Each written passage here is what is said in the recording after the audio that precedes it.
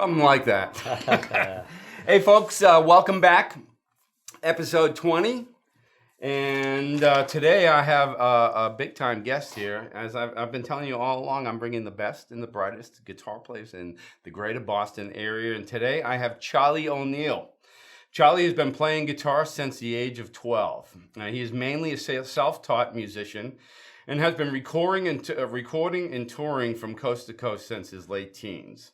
No genre of playing defines him, as his versatility and interests touch on many styles. And I can attest to that. I was talking to him earlier about this because I watched his stuff on Facebook. Last night it was AC/DC, then before some heavy-duty Joe Pass stuff, and some Bach, Mozart stuff. So pretty amazing stuff. He's played on a recording with Eric Clapton, I think you've probably heard of him, and Nathan East. And is recorded and toured as a sideman with a diverse range of musicians, from the late Benjamin Orr, formerly of the Cars, and I loved him, and I loved a bunch of the things he did. And you must have been 10 when you were playing with him, man, because that was a while ago. Because he passed of I forget what kind of cancer, but it was cancer way back when. To playing with Michael Sweet of Striper of Boston. In 2001, Charlie joined the international rock band Must T. Is that how you? Just Must. Must with a capital T. Wind Up BMG. They toured the U.S. and Europe with Aerosmith, Stone Temple Pilots, Def Leppard, and Kid Rock, among others, and played at many legendary venues, including the Hollywood Bowl, MGM Grand Arena, Hammersmith Apollo in London, etc. Must had a song in the Billboard Top 20 Rock Charts. Very cool. Charlie currently plays in the roots band Delta Generator. It's really one of the top bands in this area, playing the best venues in this area. The Delta Generators formed in 2008. That year, the band won the Boston Blues Challenge, which is a big deal in this area. Only the best get to win that thing, and the best really compete in that thing. So winning that in your first year out, pretty good stuff, man, which earned them a spot to compete in the International Blues Challenge in Memphis 2009. I'd love to talk to you about that, see how that went. Yeah. The band finishes top 10 finalists top 10 out of over 100 bands. That must have been great. Delta Generators also won an Independent Music Award for their debut album, Devil in the Rhythm. The band has released 4 more albums and won many more awards. They've also worked with Grammy-winning producers David Z. And David Z worked with Prince, Johnny Lang, Buddy Guy, and Vance Powell, who's worked with Chris Stapleton, Jack White, and Sturgill Simpson. The band has opened for many great acts, including Robert Cray, the Fabulous Thunderbirds, Three Dog Night, man. Yeah. Wow, I used to love them as a kid. Yeah, I didn't know they were still around. But Jimmy Vaughn, Sonny Landreth, among many others. Other bands, artists Charlie currently plays for include Barron's Whitfield, and Barron's been around as long as I have, I think. Yeah. Henry Douglas Band, O'Neill Armstrong, and the Grits and Groceries Orchestra. So, hey, Charlie, welcome to the show. Thank you for coming all the way down from Cape Ann. It takes like 2 to 3 hours to do that. And so let's start at the very beginning, man. Where'd you grow up?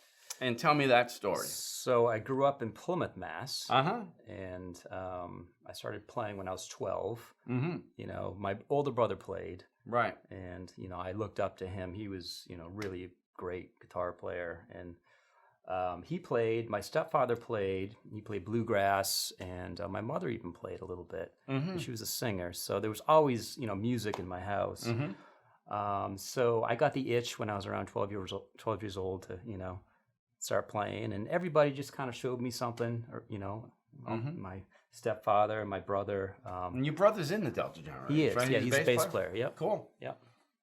And so how did you get pushed to bass and you're the guitar player? Well, he always played bass. That's another story. He always played bass when we were younger, also. And it's kind of going a little forward, but I was in a band when I was a teenager, and we needed a bass player. Mm-hmm. I was like, let me see, 17, 16. And he was home from college, and I said, "Hey, do you want to join my band? We need a bass player." And that kind of, you know, got him back into playing bass more. And he, you know, went off to just be this amazing bass player from there. Great. So but- 12. What'd you start with? What were you playing?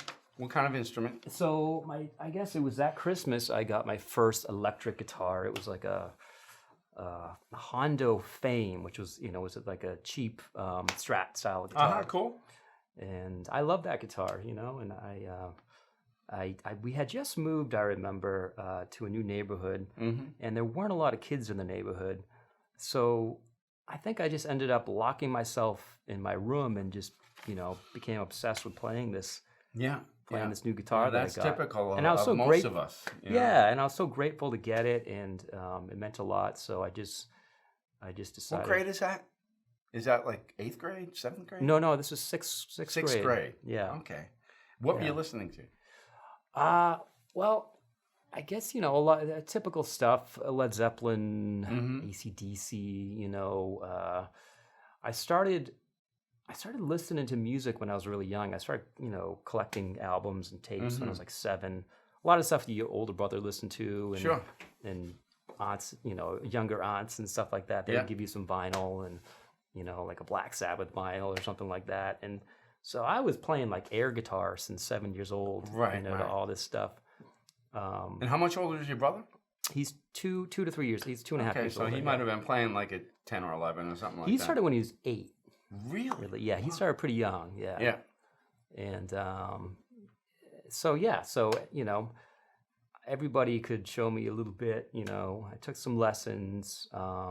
Soon after I got my guitar down there in for Plymouth, a little while. Plymouth is he lives up in the North Shore with in a town that's very musical. Plymouth is just as musical. It is. It's amazing. There are tons of bars up and down that main street. There are. In the Spire, which you guys have played. It's just a Yep. great area, probably to grow up playing music. Right? Yeah, I mean, it's definitely. When I was younger, there were a lot of hot guitar players around that area. A lot of kids, a lot of friends. People could play, so it was, it was nice because everybody would kind of inspire everybody else to, be better, I guess. But yeah, to this day, there's a lot of good like singer-songwriters and stuff like that down in that area. I find really great players. Definitely a music, as far as Massachusetts goes, good hot spot. So what did you music. start with? The big chords and how did I it start? I started, playing, just learn my open chords and stuff, and just got going. Just started to learn tunes as soon as possible, I guess. That's what I wanted to do. And like I said, but my stepfather would show me some kind of some tunes. My brother would show me the rock tunes that I was really interested in playing. Right. Last night he was doing AC/DC, and you're definitely one of these guys who learned. And I never was one of those guys to sit and learn an exact, lead. I wasn't either, to be honest. I mean, I would take bits and pieces from everywhere. Right. But there were certain ones that I did learn. That was one of them. Right. That was the AC Highway to Hell, or one of those. It was Shook Me All Night Long. Right. Yeah. And I love Angus. I think he's great. It's real rock and roll. Exactly. It's can't get any more pure than. So you're learning scales too, probably along the way. Yeah. So I guess I had a teacher early, and he taught me my scales. That's the one. I took lessons for a little while when I started playing, and just learn my major scales and all positions and pentatonic boxes and stuff like that. Yeah. And that got me going to get some vocabulary to figure out, what these guys were doing. You know. Right.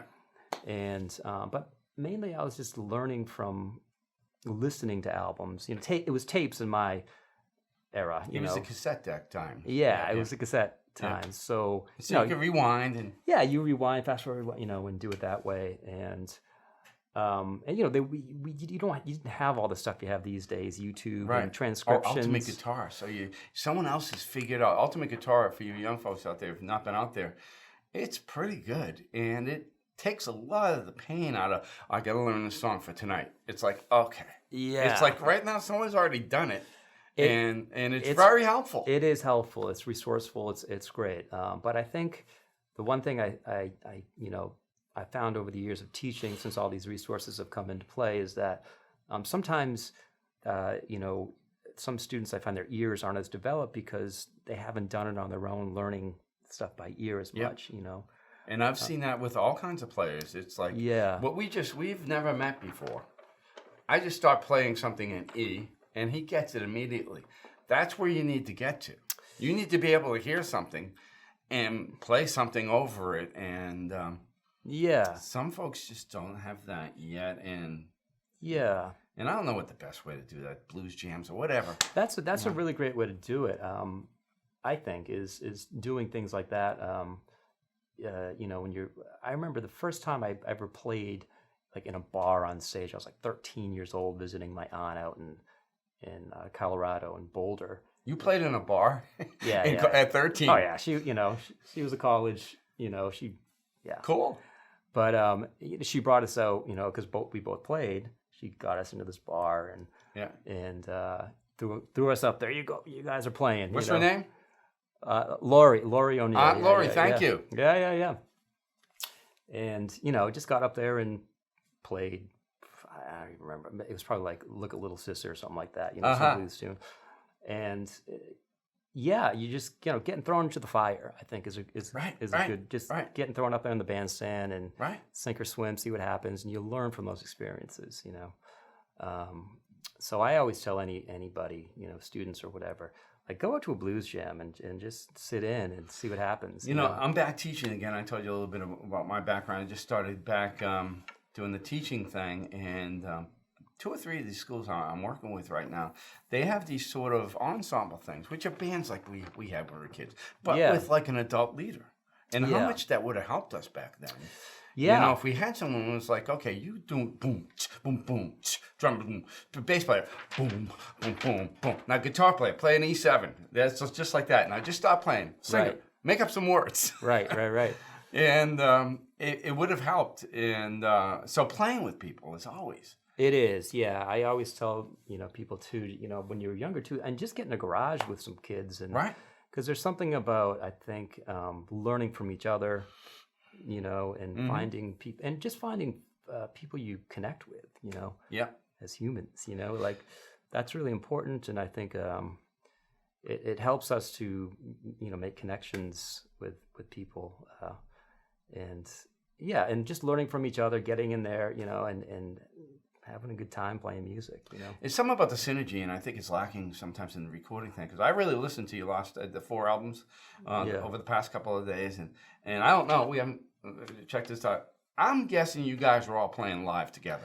We are, yeah. Because I could feel it. Yeah, that band, we definitely, it's all about, we just get in there a couple days, record the whole album, mainly all live. We do overdubs, do guitar some overdubs, but you can tell it's like, there's one word I would say about Delta Generators, and I don't know these guys, and I just got introduced to them, really. It's the same word I use for Tom Petty, honesty.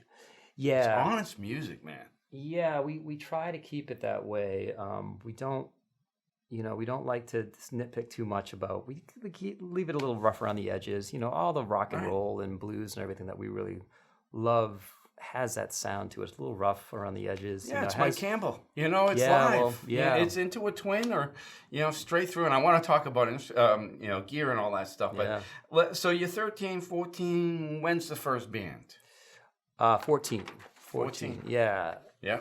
You know, it was that thing. It was just finding your people, you know, and yeah. And what happened? Did you guys gig? Yeah, it was funny. It was a band. I was the youngest in the band. I was like 13 or 14. I might have been 13 when I joined, actually. I was like 13 or 14, but I guess I was in junior high, right between junior high and high school or something like. No, I was in junior high, yeah, 8th grade.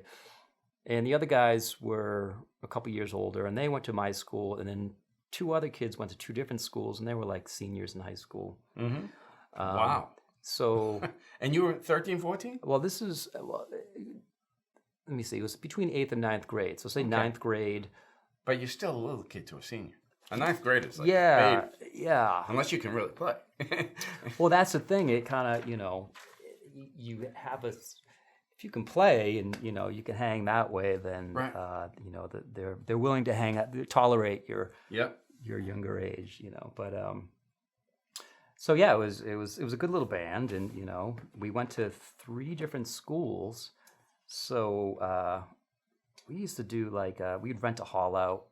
Really? Yeah. Oh, you wouldn't play like the high school dances. You do I your remember, own thing. I think our first gig might have been at like a junior high dance. Right. Sure. Not for it was some gig we got. I can't remember.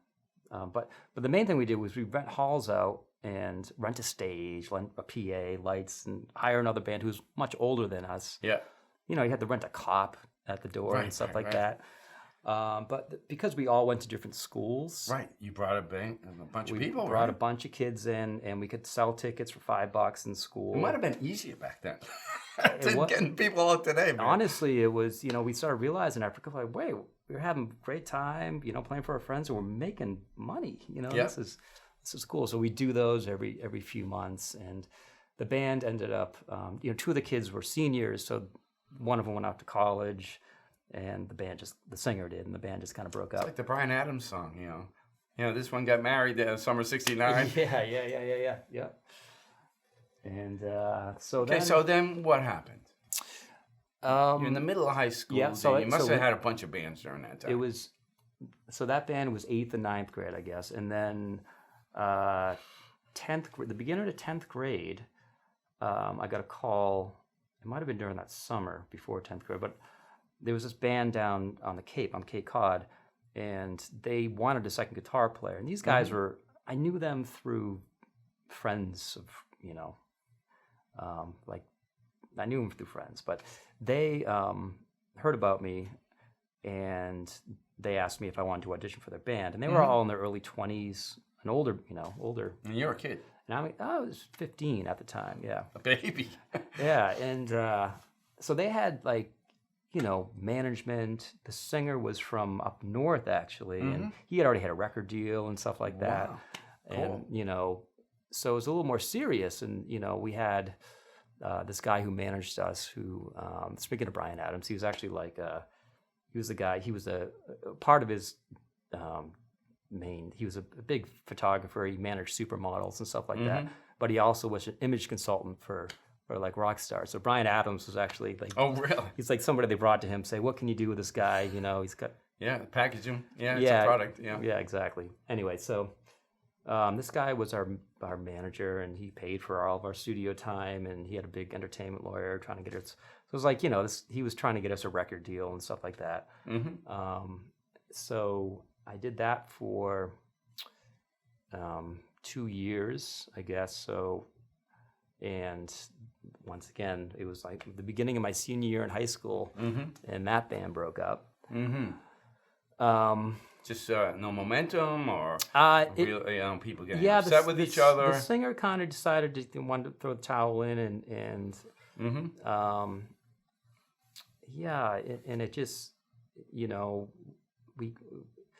it just, it wasn't going to work out, for whatever reason. Went through many band members, etc. So. And what are we talking? What years? Like mid-'80s? So that was 19. This was 92, 92. So early 90s. Yeah, early 90s, like 92. The band broke up, and so then that year I was kind of like, oh shoot, what am I gonna? I thought these guys had me convinced I was going to be a rock star or something. Sure. Yeah. So I was like, well, I don't know, maybe I'll go to Berkeley or go to school or something, do something, sure.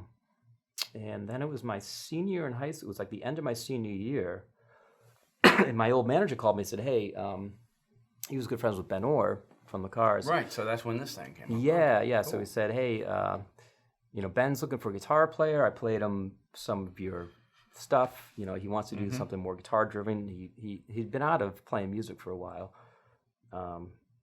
And so I went and met him, and that first summer out of high school, it started off actually going to his house. He lived in Weston at the time, Weston, Mass.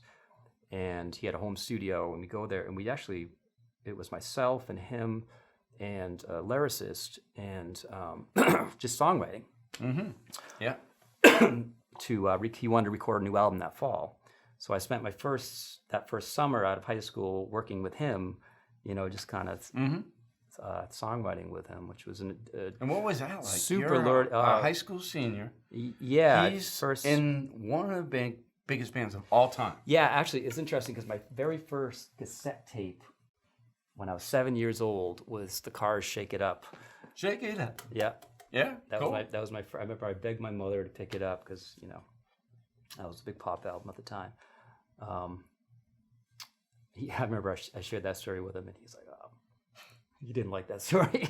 And how old was he? Was he like 30? No, he would have been. I mean, because the Cars, you got to remember, though, Rick and Ben were a little older. They were older, right? Yeah, because they had kind of Then been. Elliot, and I loved Elliot as guitar player. Oh, he was amazing. Yeah, he was probably in his early 40s, I'd say, at this point.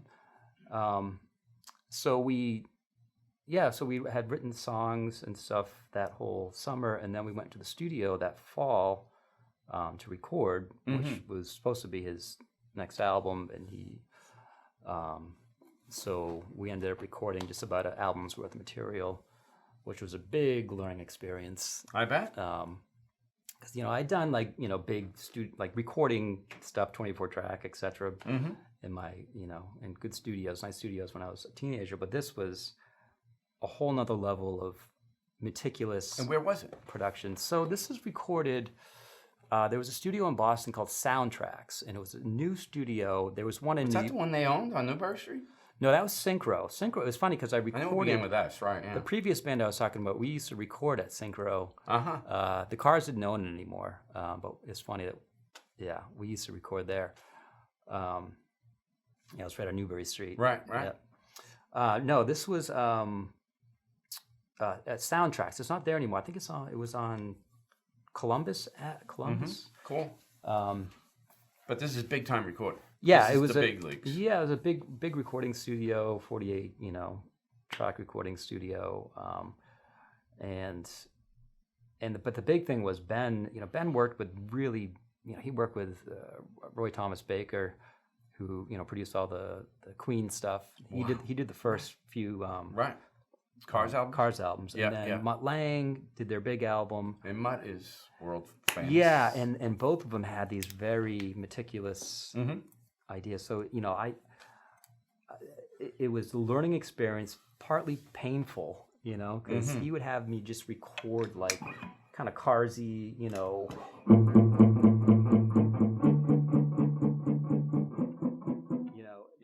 those kind of things, and I was like, yeah, this shouldn't be too hard. And I realized how hard it was to do things like play straight eighth notes right in time. Meticulously. Yeah, and he wouldn't allow any squeaks,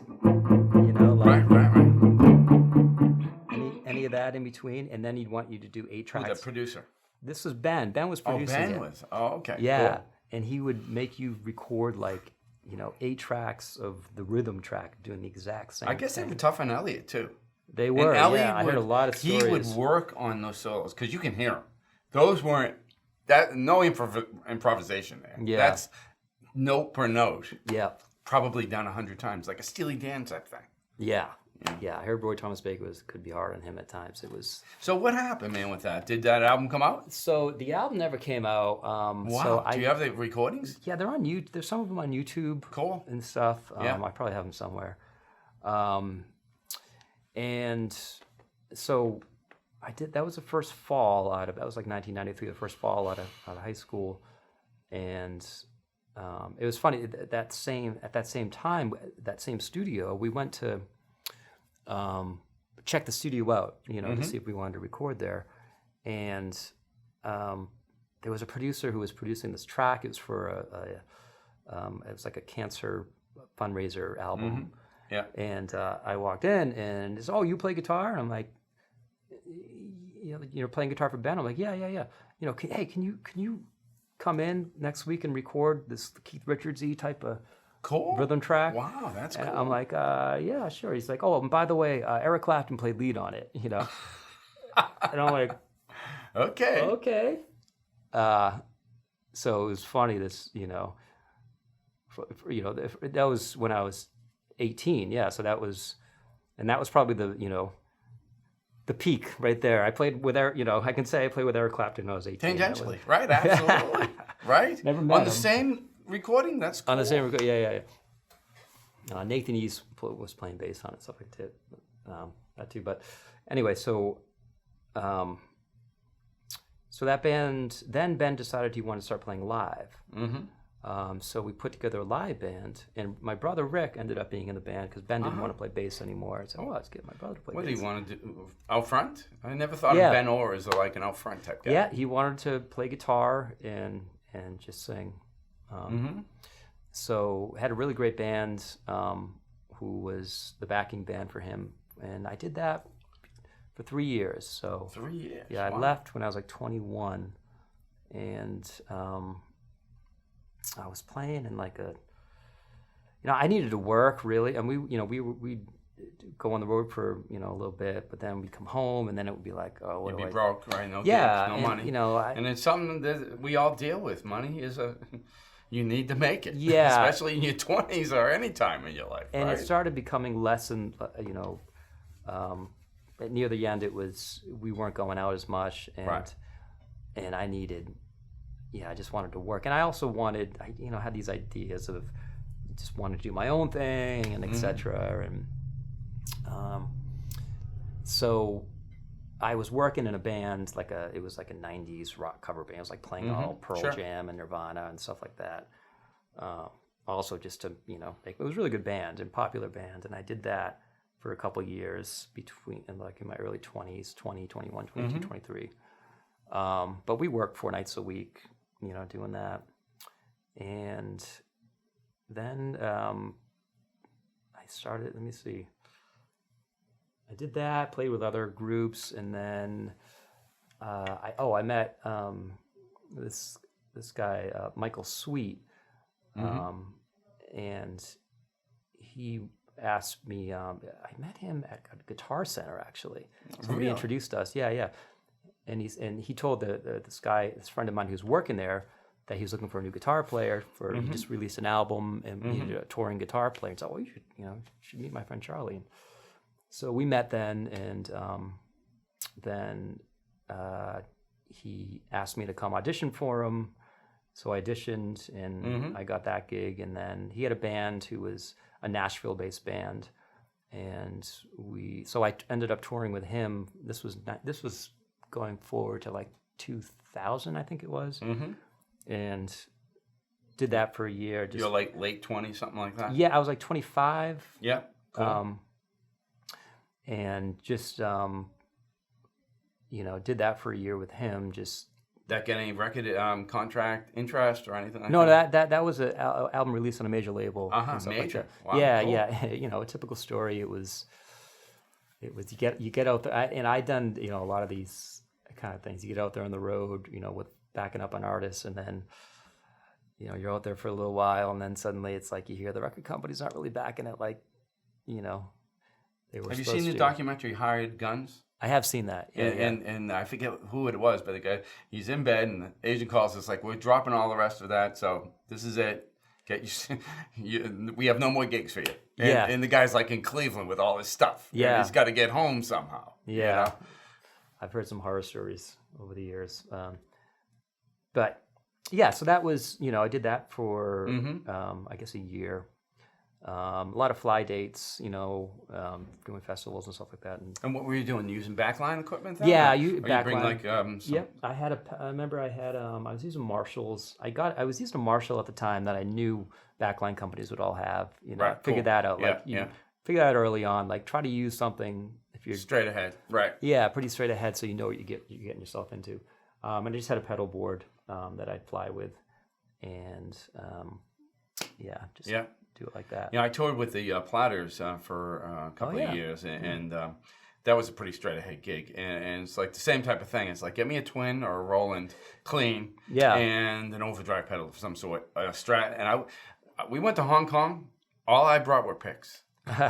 Which was pretty cool, right? Because I'm there, give me a delay, whatever. I only have one solo in that thing, so it was like, but it's cool because it gets too expensive if you try to ship your stuff. Yeah, it can get pretty pricey.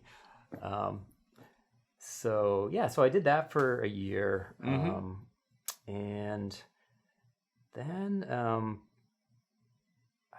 when happened? Oh, then I heard about this band who was looking for a guitar player. Mm-hmm. They were signed, and major label and stuff like that, and they were from London. There was a band that they were managed here in Boston by this guy Paul Geary, who managed bands like Godsmack and a lot of heavier bands. Right. And, Godsmack is real metal, right? yeah, and these guys were like a rock band, really great band, and it was a band. Everybody was from a different country in the band. Actually, the singer's from Australia, the bass player's from Germany, and the drummer's from London. But they formed in London, got the record deal, came over here, then looking for a guitar player.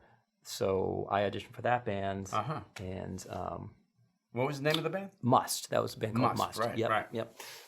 And so I ended up getting that gig and doing that for a few years, 2 years, I think it was.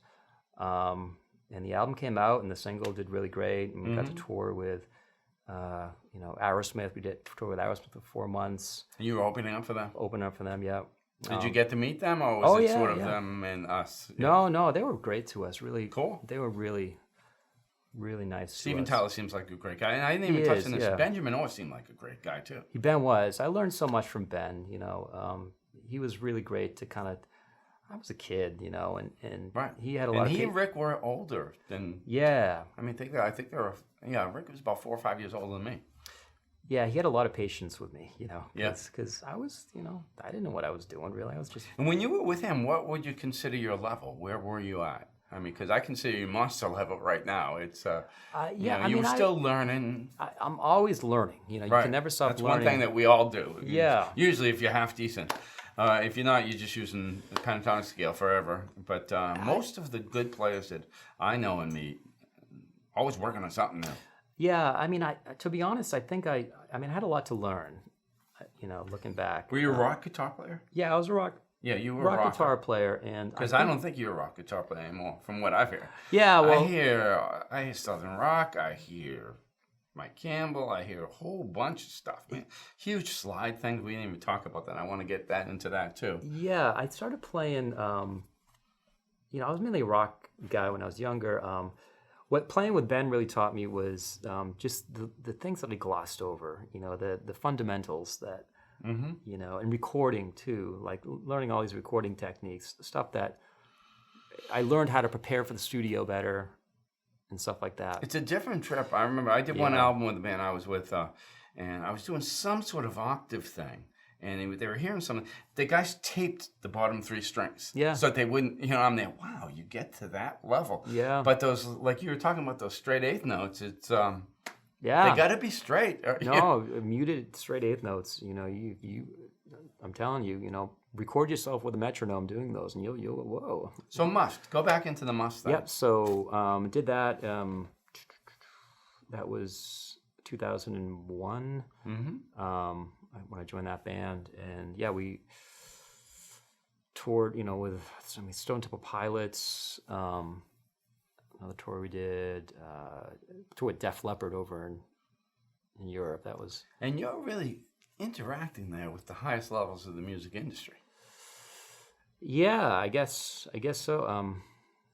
At the time, it was cool, and it was interesting to find out, when you tour with these bands, like we toured lots of bands, and just in general over the years, being on tours with different bands, I always find it's like the Aerosmiths and bands like that, who are always the nice, like most gracious. Def Leppard, those guys. I found the better players in my life are just usually humble guys who are just nice. And the guys who've been out the lesser there, ones have the big egos, and because they're maybe insecure. Yeah. I think that's a good way to Steven put Tyler has nothing to be insecure about. No, neither is Joe Perry. No, those guys, they were made. I mean, I could watch those. I tour with good amount of bands, but those guys I could watch every night and never get bored. They were just really professional, really great.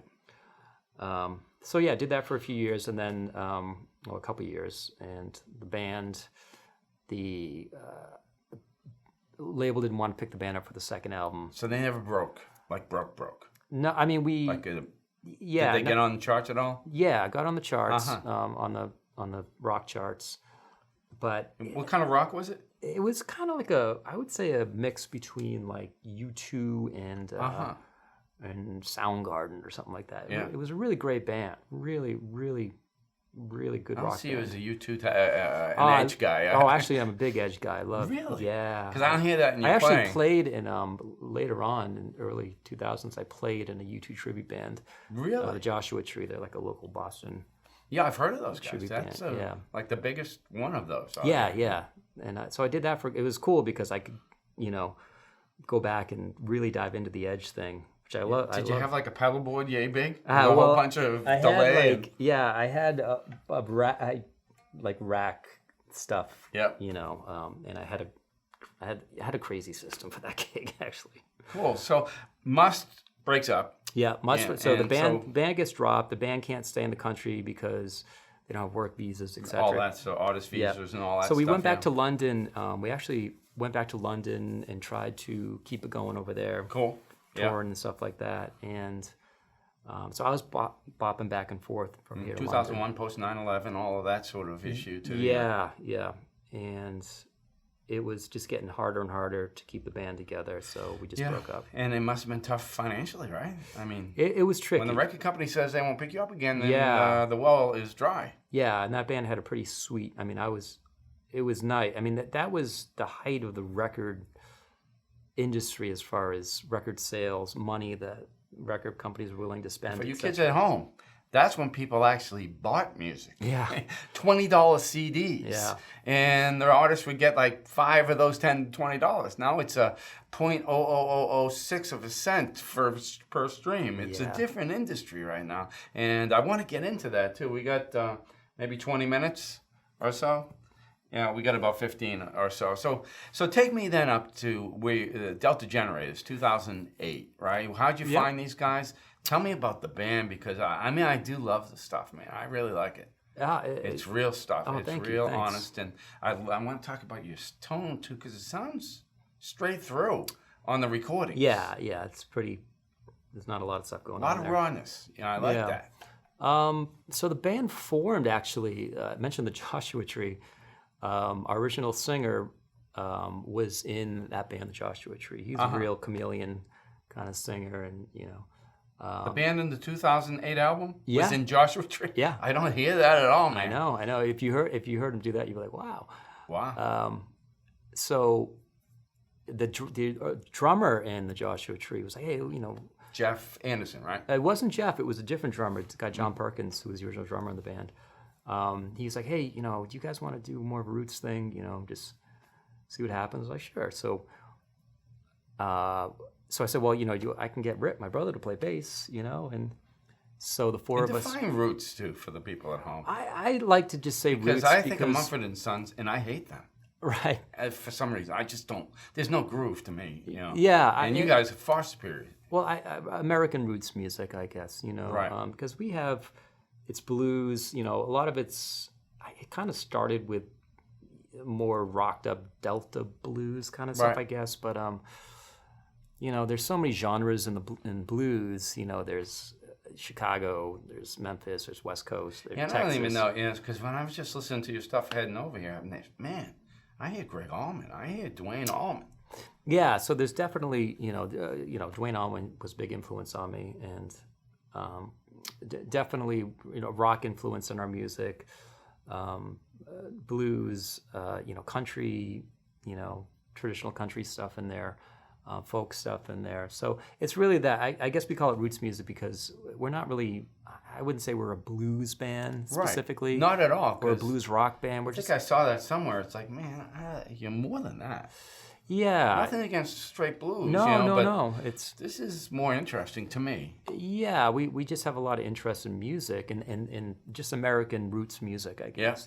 So I guess we didn't want to limit ourselves to just playing one style. So we started that band, and the drummer quickly moved to San Diego. So we're like, well, Jeff, the drummer who was in the band, Jeff Armstrong, my brother and myself were already playing with him, doing like an instrumental band. Cool. Yeah. And we thought, well, let's get Jeff, Right. And we recorded an album, our first album, in our singer's basement, on my brother's Pro Tool rig in 2 days, I noticed that album is not on iTunes.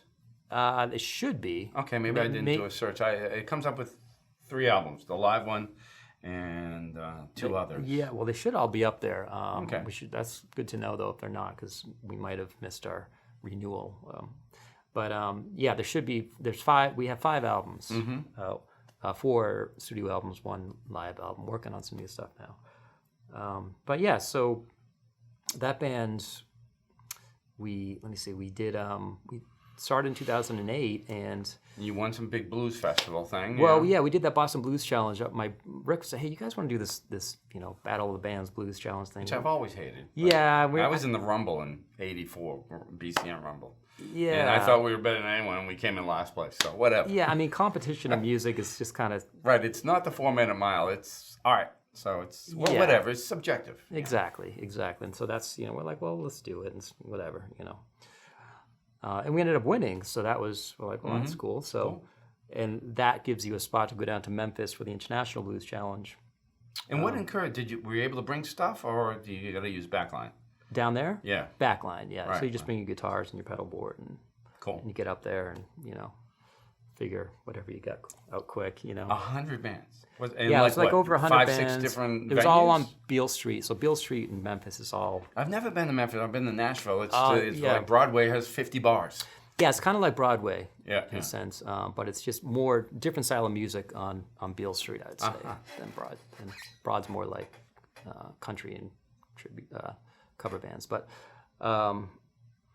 so anyway, that was like it was like 2 nights of competition where you competed against 10 different bands in one room. The best of it's like 10 rooms or 11. Well, you get 3 songs. Rooms. You do like you did like 25 minutes, I think. Oh, really? Yeah. Wow. Yeah. So it was like 10 bands in a room. So we made it to the final. So the top 10 bands out of the 100 and whatever it was, they get to play in the Orpheum, which is like it's like the Orpheum here in Boston. It's cool. Like Orpheum big Theater. room, 3,000-4,000 people, etc. That type. Yeah. So you play there if you get to the final. So the top 10 played there. So we made it to the finals there.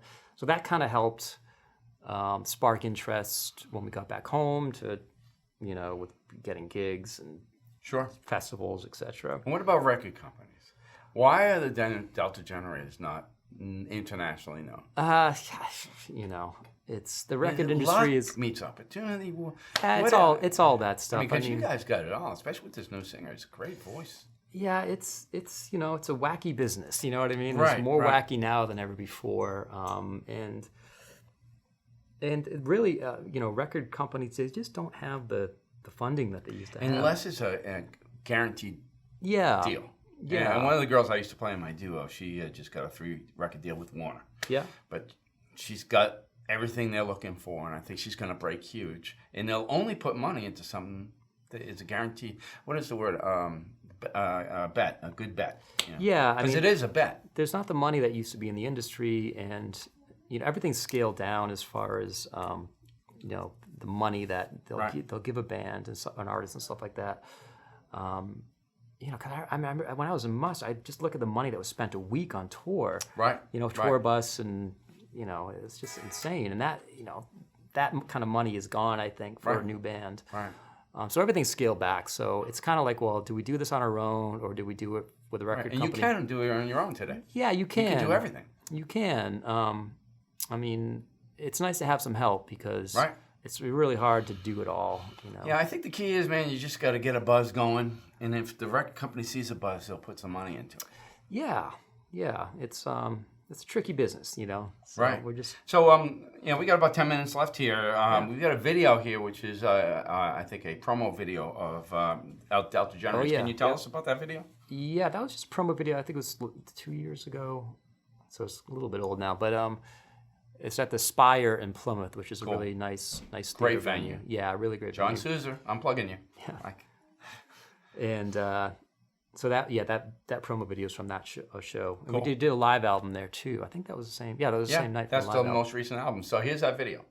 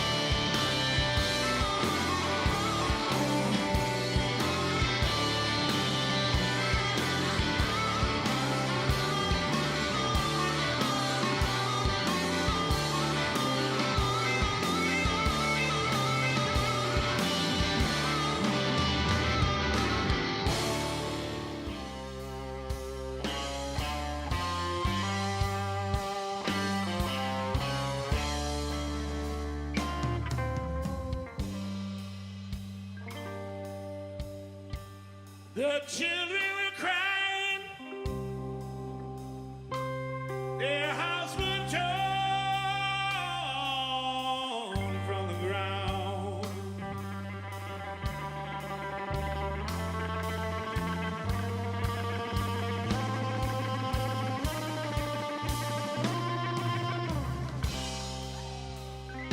Yeah, the children were crying. They were crying. They were crying. They were crying.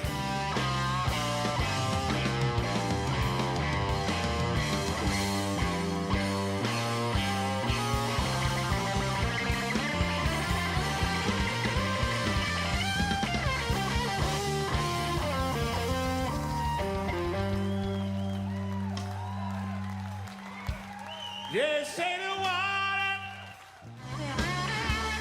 Lord, when I sang a one of my matches, oh, just look at what you got. Oh, yeah. Oh, yeah. Oh, yeah.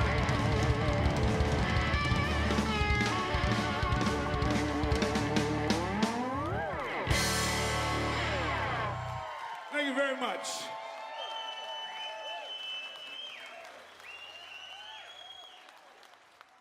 Okay, we're back here.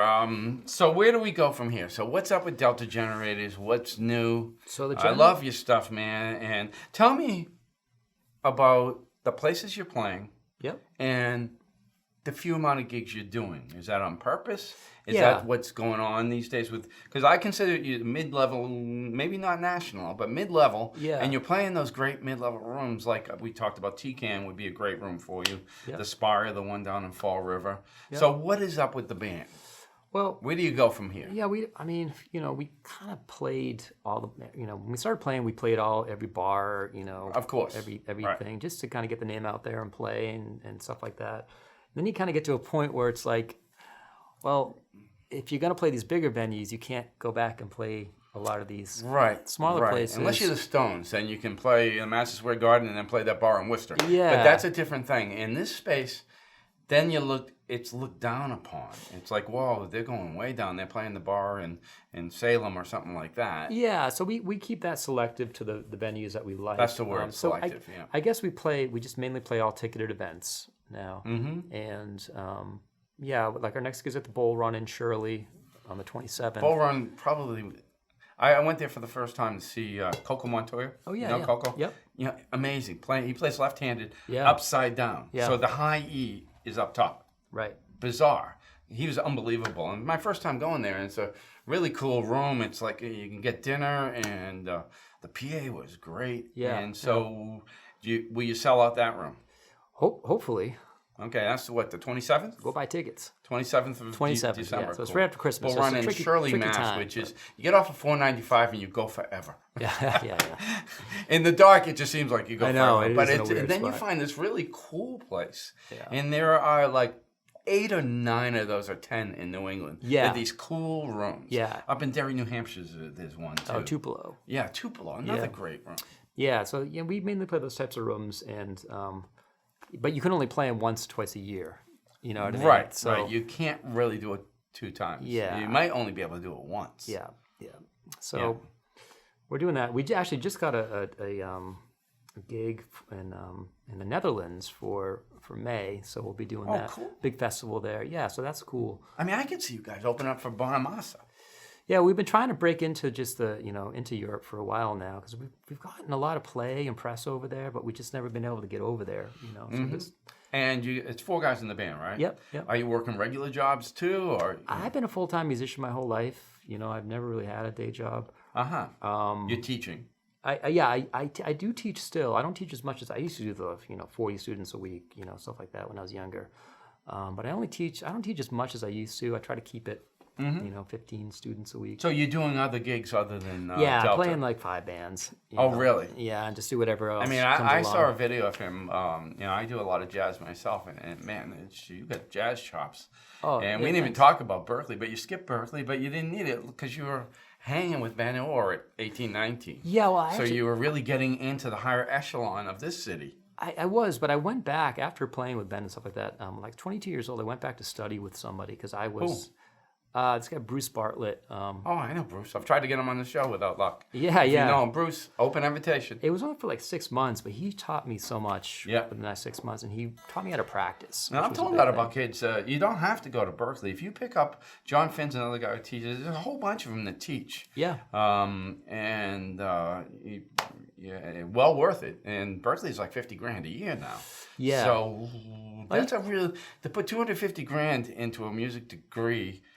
That return on that investment, man. Yeah. You could get a lot of lessons for $5,000. Yeah, exactly. I tell my students, I try to inspire them to either go to a state school or maybe go to Nashville, where you can go to a school, but the business is right there too. I've been doing this duo thing, and I've worked with a lot of the young Berkeley kids, and none of them stay here. Yeah. They go to Nashville, New York City, or LA. Yeah. That's it. And I think Nashville is really great because it's small and it's just music. yeah. And people are nice. And so the question always is, and if you look into the camera there's a Charlie O'Neill out there. He's a 12-year-old kid. He's living up in Salem, Massachusetts. He's got a Squire Strat. What do you tell that kid? And he wants to be you, man. He wants to do what you're doing and get to your level. How does he do it? Well, you have He to or she. you have to practice. You have to practice a lot. Yeah, I think you have to become obsessed. I think Right. at a young age, where it just becomes. You need to find the inspiration in music to make you really want to do it, give you the drive to do it. And I think if you find the inspiration in the whatever music you like, this will give you the drive to want to become better and better and better. And also find a great teacher. That's important too. I think it is for most people to find somebody who can, guide you along is very important. But really, I think we're all kind of self-taught in a way. Right. Right. A teacher can only take us so far. It's very different than your violin player or someone like that playing. And I've done some symphony orchestra things. It's just different because we started playing. We got 3 chords and we got 1,000 songs that we can go to. Yeah. For the most part, if you take that piece of paper away from those guys, they got nothing. Yeah. They got nothing. So that's how we start. And so that's about it, man. So how can people, when we roll the credits, we'll see your deltagenerators.com. Yeah. But that's the best way. You're probably on Facebook as well. Yeah, Facebook Charlie and all that O'Neill and all that kind of good stuff. Yeah, I have a website that's kind of under construction right now, but it's charlieo'neillguitar.com. But yeah. Let's try to do some diatonic in E major, like Okay.